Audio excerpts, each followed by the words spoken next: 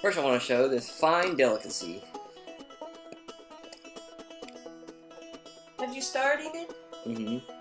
Now, what this may look like roast beef or turkey, but in all actuality, it's a delicious meat called squirrel.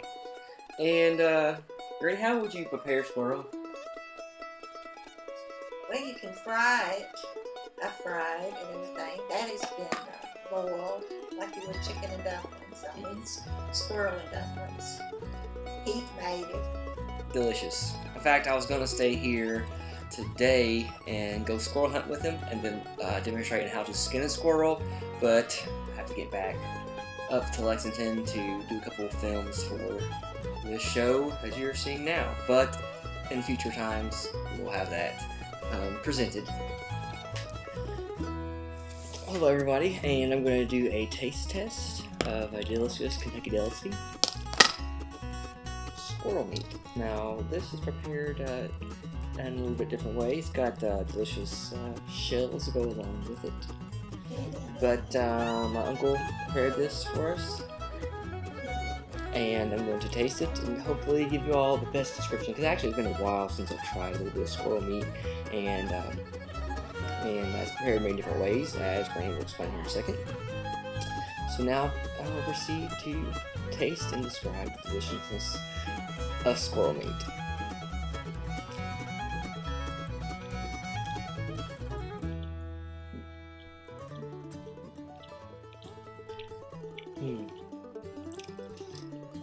It tastes like, I think it tastes like turkey. It's pretty good. It's the best. I think it tastes good. Ray, you want to eat this? Yeah, just leave it out. That's for you to eat. Alright, well, we got a special treat today. This is my lovely Granny, and she wrote, can I see that book for a second? She is a published author in this 1988 edition of Poetry of the South and Great Lakes with short stories for pleasant reading. And she submitted an article, and it's called Kentucky, I Love You, and I thought, what better way to explain Kentucky than my own Granny read a poem about Kentucky. So here she is. I lived in Kentucky all my life, and I loved it, and I can't see myself ever living anywhere else. But this poem explains how I really feel about it. Kentucky, I love you. I'm proud to live in Kentucky, for it's the state of my birth, and I feel very lucky. It's the greatest place on earth. There are the beautiful horses, and the bluegrass, don't forget. She is known for her resources. You haven't heard anything yet. The mountains are beautiful each season, so tall and graceful they stand. And there are so many reasons to be proud to live on her land. So Kentucky I stand and give you my all. I love you with all my heart. For together we stand, divided we fall. Makes me want to do my part. Thanks so much, Granny. Let's see here. Granny, can you tell us a little bit about how it's like to live as a young child in Kentucky in comparison to how kids live today? It's like living in another world, really. We went to school in a little one-room schoolhouse, and all 8 grades were in the same room. And of course, there wasn't very many in each room, each grade. And we had a wood stove to heat us with.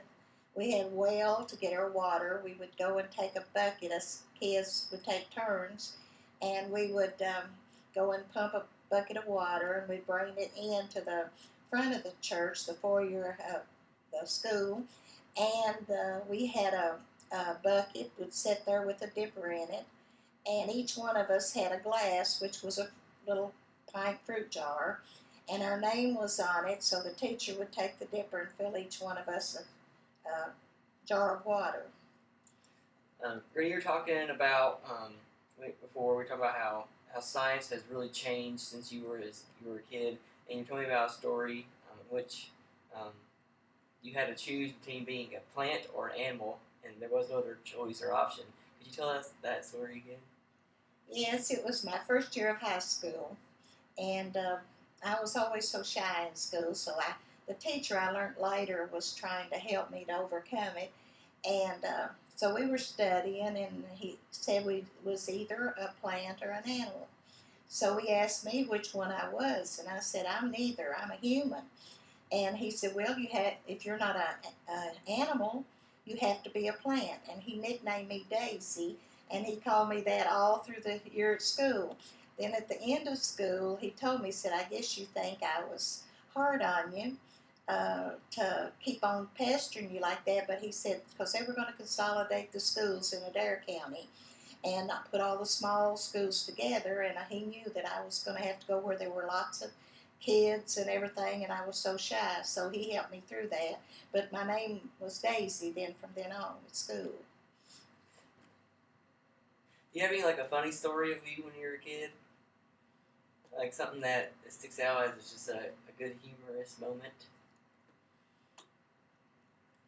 Oh yeah, me and my sister uh, we went to this old lady's house, and she was a black lady, and of course I grew up with them, and I loved her, and we went to the door, and I was shy. My sister was 4 years younger, and she wasn't shy, so I told her to go up. The door was open. Back then we didn't have locks on our doors or screens or nothing. It was just open, and there wasn't nobody around. So I told my sister to go up and knock on the door.